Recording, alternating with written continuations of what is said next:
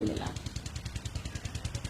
सतगुरु वही जो साहिब मिले।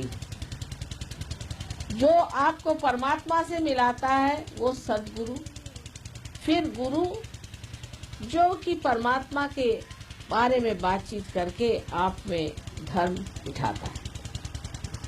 फिर अगुरु जिनमें गुरुत्व नहीं है, जो आत्म साक्षात्कारी भी नहीं है, तो भी वो अपने को गुरु समझ करके और लोगों को बातें बताते हैं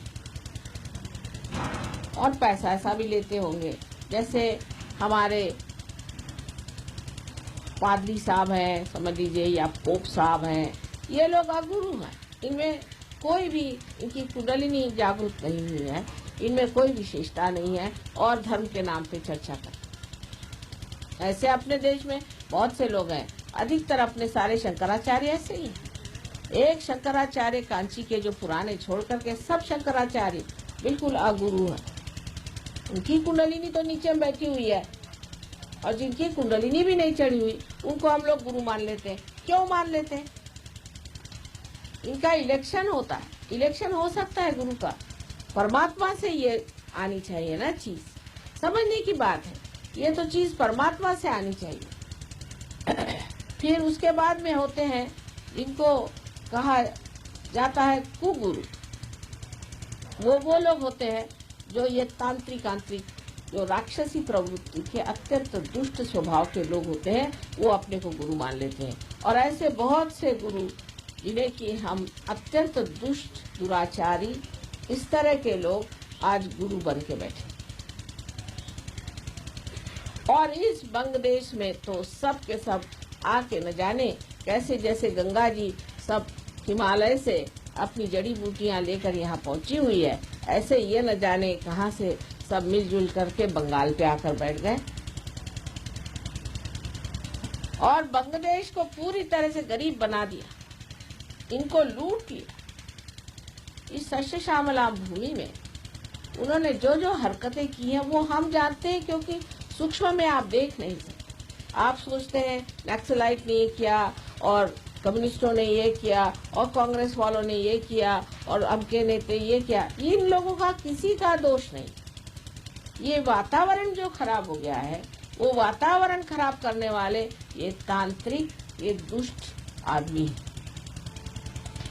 और उनसे भी बढ़ के जो महा दुष्ट राक्षस जिनका वर्णन है कि देवी ने जिनको मार डाला, वो भी यहाँ पूजे जाते। महिषासुर अभी तक जिंदा बैठा हुआ और महिषासुर को भी यहाँ बहुत पूजा गया।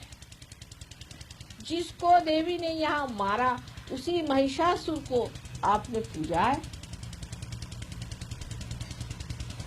नरकासुर को भी इतना पूजा है, उसको करोड़ों रुपया आपने दे दिए। उसके पास न जाने कितने तरह के रत्न हैं, कितने हीरक और हीरे भरे हुए हैं। ऐसे महादुष्ट लोगों को आपने पोसा हुआ है, तो आप लोग तो गरीब हो ही जाएंगे। ये तो पूरा यही हुआ कि आ बैल मुझको मार। और आप अपनी बुद्धि से नहीं समझ पाते कि ये लोग कितने दुष्ट हैं।